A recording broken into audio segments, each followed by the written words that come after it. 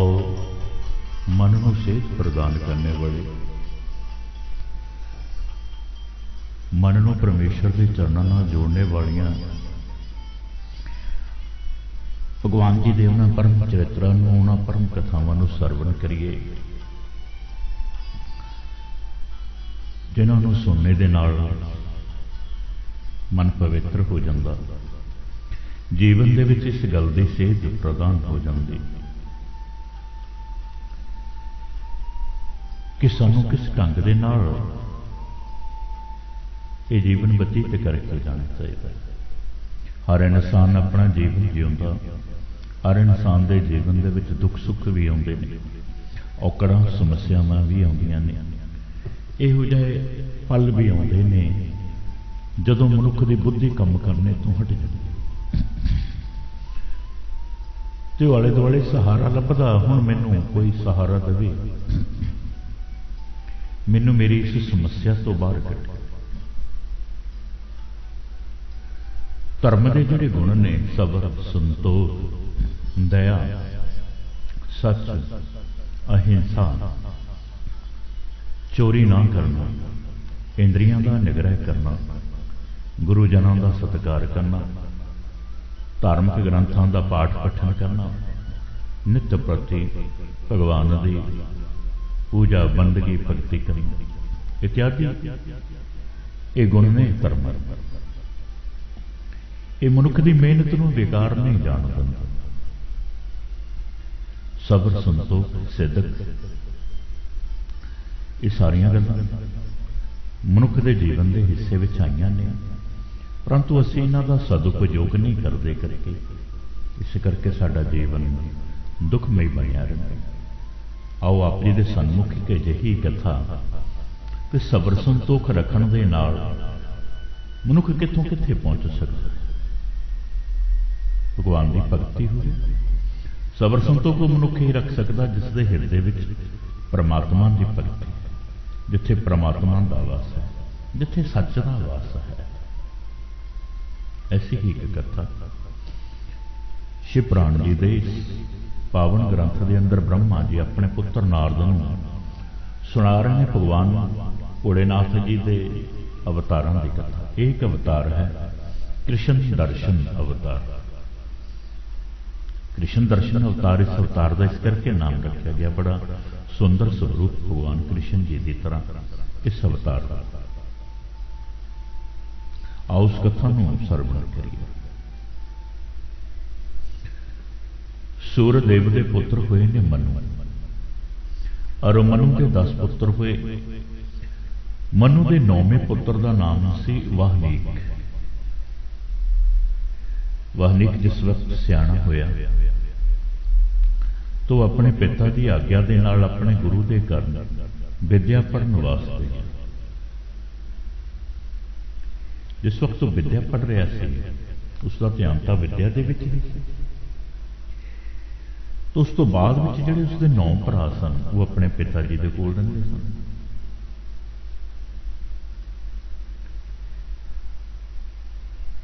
वो 9 भरावां ने एक दिन की किया, अपने पिता का कमाया होया धन जो सी आपस विच विचार किया, चलो इस नूं वंड दईए।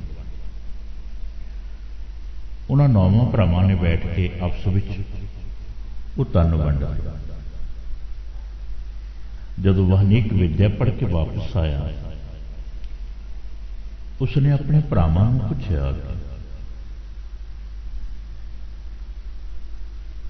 कि तुसीं धन दी वंड कीती, मेरा हिस्सा कित्थे है? तो उन्होंने सारियां ने जवाब की दिता, कहण लगे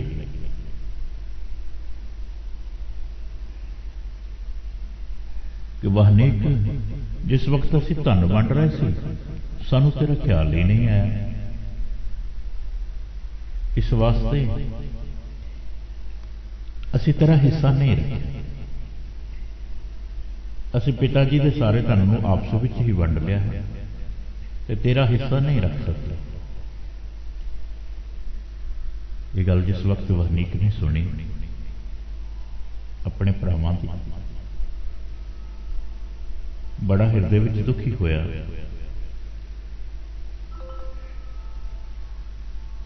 तो जाके अपने पिता जी ने मिले। उसके भरावां ने एक गल उसनूं आख दी कि तेरा हिस्सा तो असीं नहीं रख सकते, तो इस तरह कर, हुण जो पिता जी दे कोल कुछ धन है उत्थे चला गया, उन्हां दे कोलों ले लै। तेरे हिस्से विच पिता जी ही आए ने, इसलिए हुण तू अपने पिता दे कोल जाके रह। ते वहनीक ने जाके अपने पिता नूं दस्सिया, पिता श्री मेरे भरावां ने अपने हिस्से वंड ले दौलत दे, पर मैनूं कोई हिस्सा नहीं दिता। तो उन्होंने आख्या है कि तू जाके पिता दे कोलों लै, तेरे हिस्से केवल पिता ही आया, तो क्यों ना मैं हुण तुहानूं ही लै लवां। वहनीक दी ये गल सुन के महाराज मनु ने हैरानी नाल कहा, पुत्र कुछ भी है, परंतु तेरे भरावां दी ये गल ठीक नहीं है, वचन उन्होंने ठीक नहीं किया। पहली गल तो यह है कि उन्होंने वो धन 10 हिस्सों में वंडना चाहिए सी, चाहे तो इत्थे सी चाहे नहीं। दूसरी गल उन्होंने अनुचित ये की कि मैं कोई खाण पीण वाली वस्तु नहीं हाँ जिसनों तुसीं वंड लोगे, मैं तुहाडा पिता, पर तेरे भरावां ने तेरे नाल धोखा किया है। जब तू मैनू मन ही रहा है तो ठीक है पुत्र, मैं तेरे हिस्से विच आया ते मेरा आदेश मन भगवान भोलेनाथ जी का ध्यान रखा। ये एक उपाय है। इस दे नाल ही एक तैनूं होर गल दसां, एक ऋषि ने अंगीरस मुनि इस वक्त एक जग कर रहा है। वो जग तो कर रहे हैं, पर उन्होंने मंत्रां दा मंत्र भुल गए ने, जिहदे करके उन्होंने 6 दिन तो जग नहीं होया, जग रुक गया है। ते तू जाके उन्हों का जग संपूर्ण करवा। इस तरह नाल करने नाल की हो कि जदों उन्हों का जग संपूर्ण होगा तद जिहड़ा जग तो धन बच जाए वह तेनों दे देणगे। मनु अपने पिता के वचन सुन के वहनीक ने इस तरह ही किया ते सत्संग तो अंगीरस मुनि के जग में चले गया, जिथे अंगीरस मुनि बैठ के जग कर रहे सन। हुण मंत्रां दे सही उच्चारण होना ना होने दे नाल अंगीरस मुनि दा जग संपूर्ण नहीं सी हो रहा। ते वहनीक ने जाके वो 2 मंत्र जो अंतिम समय पढ़ने सन उन्होंने पढ़ दिता, तद जग पूरा होया। तद अंगीरस मुनि ने जग विचों बचा होया सारा धन वहनीक नूं दे के आख्या, कहण लगे वक्त आपने आके मेरा जग संपूर्ण कराया। आपकी कृपा ना मैनू तो वकुंठ प्राप्त हो गया, हुण मैं वकुंठ नूं चलिया जावांगा, परंतु ये सारा धन जो है ना बाकी बचा है कि तू लै जा। इस तरह कह के अंगीरस मुनि तो वकुंठ नूं चले गए। जब वहनीक उस धन नूं चुकण लगा तो भगवान भोलेनाथ जी ने एक चरित्र उस जगह पर कर दिता, बहुत सोहना सुंदर रूप बना के, जिसका नाम है कृष्ण दर्शन दे नाल प्रसिद्ध हुए ने। आ गए ने वहनीक की बुद्धि की परीक्षा लैण वास्ते।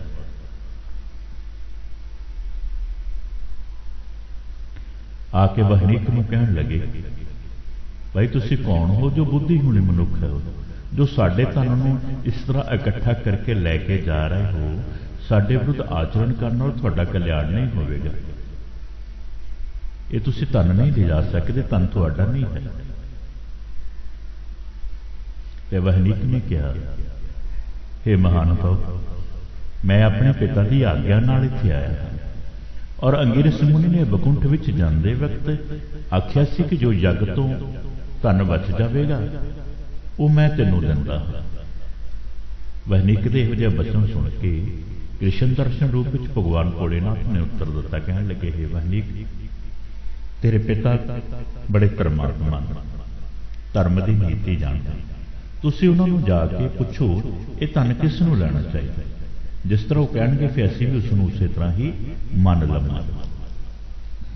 ये सुन के वहनीक हुण अपने पिता मनु दे कोल आया, आके कहण लगा, पिता श्री तुसीं मैनूं अंगीरस मुनि दे जग विच भेजिया सी, उन्हां दा जग संपूर्ण करो। जग तां पिता श्री जी संपूर्ण हो गया। और अंगीरस मुनि भी बकुंठ ਨੂੰ चले गए। ਜਦੋਂ मैं जग समाप्ति तो बाद वो बचा होया धन लैके आउण लगा तो उत्तर दिशा चों एक मनुख आया तो उसने मैनू धन लैण तो मना कर दिता। उसका कहना सी कि धन मेरा है, ये धन तुसीं नहीं ले जा सकते। जब मैं उसनूं पुछया तुसीं कौन हो,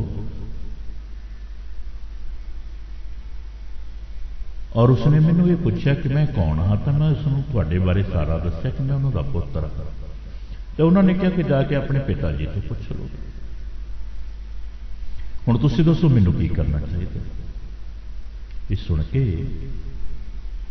मनु ने हैरानगी विच भर के भगवान भोलेनाथ जी का ध्यान किया। ते भगवान भोलेनाथ जी ने कृष्ण दर्शन रूप विच जो उत्थे बन के आए सन उसे रूप च दर्शन दिए। तद उन्होंने अपने पुत्र वाल्मीकि नूं आख्या, हे पुत्र, जो व्यक्ति तेनों धन लैण तो रोक रहा है वो कोई होर नहीं है, वो तो भगवान भोलेनाथ सदा शिव ने। जग दे जिहड़ी बाकी समग्री बच जाती है ना, उसके उपर भगवान भोलेनाथ जी का ही अधिकार होया करता है।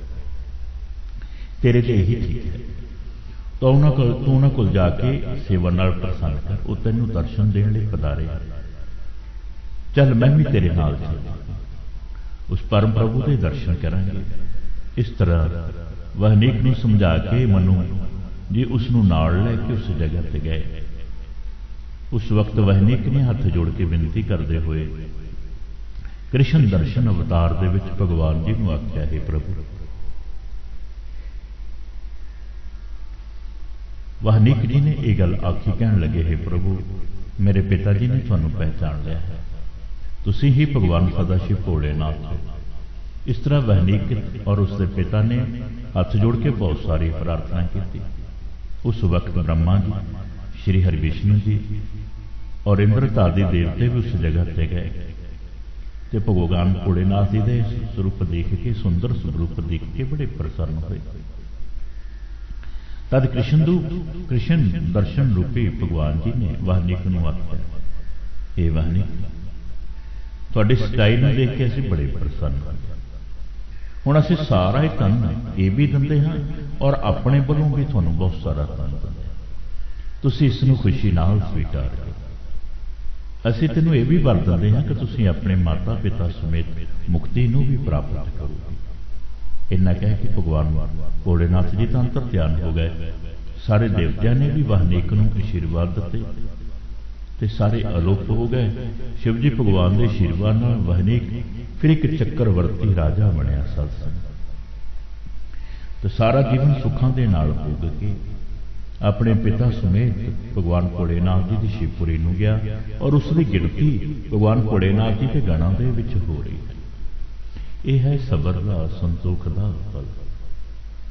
कई बार असीं देखते हैं घरों दे विच इस तरह की वंड वटाइया हुंदा, किसी के हिस्से दे विच माँ बाप आ जाते हैं तो पुरुष समझण लग पैंदे माता पिता साडे ते बोझ।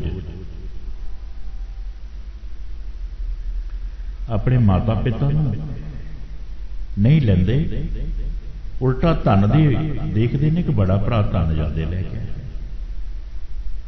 ते सत्संग जिथे माता पिता की सेवा है। परंतु पिता माता ऐसे होने चाहिए ने जो धर्मात्मा हो। मैं संसारिक माता पिता की उन्होंने लोगों की गल नहीं करता जो धर्मात्मा नहीं है। माता पिता को यह चाहिए है कि अपने अच्छे सुभाव के नाल अपनी औलाद अपनी संतान भी सदबुद्धि बख्शते हुए भगवान के चरणों के गुण प्रदान कर। हो सकता कोई बालक कोई बच्चा घर दे विच ऐसा जन्म ले लवे, कोई धी पुत्र जिसका सुभाव नाम ही अच्छा हो, परंतु शिक्षा अजिही देनी चाहिए है अपने धियां पुत्रां नूं कि वह धर्म के नाल जुड़े रहन। अज संसार से दुख क्यों है? क्योंकि असी अपने बच्चों को शिक्षा नहीं देंदे। एक माता पिता अपने सारे बच्चों के परिवार को 5-7 मैंबरों के परिवार को पाल लेंदे, पर 4-5 लड़के एक माँ का एक पिता नूं रल के नहीं पालते, उन्हां लई बोझ बन जाता है माता पिता। इस दे पिछे बच्चों का दोष नहीं है सर, इस दे पिछे यदि दोष है ना तो माता पिता का ही है। जो असी बीजा है, जो असी दिता है बच्चों को, वही सानू मिले। ते बच्चे फिर माता पिता नूं बिरध आश्रम दे विच पहुंचा के आउंदे ने। वहनीक जी इस कथा तो ये शिक्षा मिलती है। वहनीक दे पल्ले केवल उसके भरावां ने पिता ही रखिया कि तेरे हिस्से तो पिता जी आए। तन दौलत राज पाग जो कुछ सी आपस विच ही वंड लिया नौवां ने। हुण साडे अजकल की हुंदा, जे किसी के हिस्से इस तरह वंड लिया जाए तो जल्दी दे नाल पंचायत कोल जावेगा, पंचायत नहीं तो फिर थाने जावेगा, थाने नहीं तो फिर कचहरियां विच तो जावेगा ही जावेगा। सबर संतोख नहीं है। जो विधाता ने भागां विच लिखिआ शासन च मिलना तो ही है। पर मनुख धर्म का पल्ला ना छड्डे, धर्म का पल्ला ना छड्डे। जिवें वहनीक जी ने नहीं छड्डिया, अपने पिता की आग्या मन के, उसके पिता धर्मात्मा सन। इतनी वधिया शिक्षा दी, पुत्र भगवान भोलेनाथ की भगत। माता पिता फिर भी कोई ना कोई रस्ता कढ़ ही लिया करते हैं अपनी संतान के भले वास्ते। संतान बेशक माता पिता का सत्कार ना भी करे। सुआओ।